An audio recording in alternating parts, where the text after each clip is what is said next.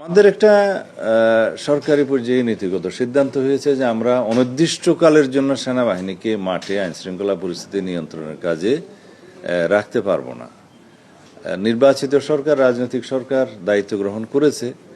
আমরা পুলিশ বাহিনীকে একটা সুশৃঙ্খল অবস্থায় ফেরত নিয়ে আসতে পেরেছি বলে আমাদের এখন বিশ্বাস জন্মেছে, জনমনেও বিশ্বাস জন্মেছে।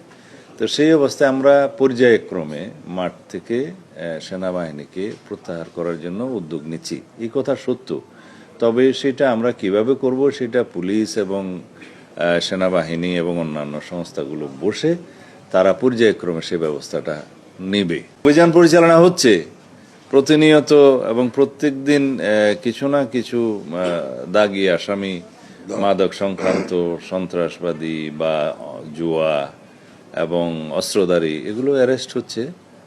তা এখন সে বিষয়ে আমাদের ওই সংক্ষিপ্ত আদালতের মাধ্যমে কিছু সাজাও নিশ্চিত করা হচ্ছে আর কি। একটা ট্রায়াল হয় সংক্ষিপ্তভাবে। তাদেরকে কি আইনে আনা নিষেধ আছে? তাইলে কেন কোয়েশ্চেন করা হবে? আইনের ঊর্ধ্বে তো কেউ নয়। আমরা সঠিকভাবে তালিকা প্রণয়ন করে অভিযানে নেমেছি। কোথাও কোথাও যৌথ অভিযান চলছে এবং আইন প্রয়োগকারী সংস্থাগুলো সিঙ্গেলি অপারেশন করছে। এটার অগ্রগতি আছে এবং এটা দৃশ্যমান যে দেশে আইন শৃঙ্খলা পরিস্থিতির উন্নতি হয়েছে।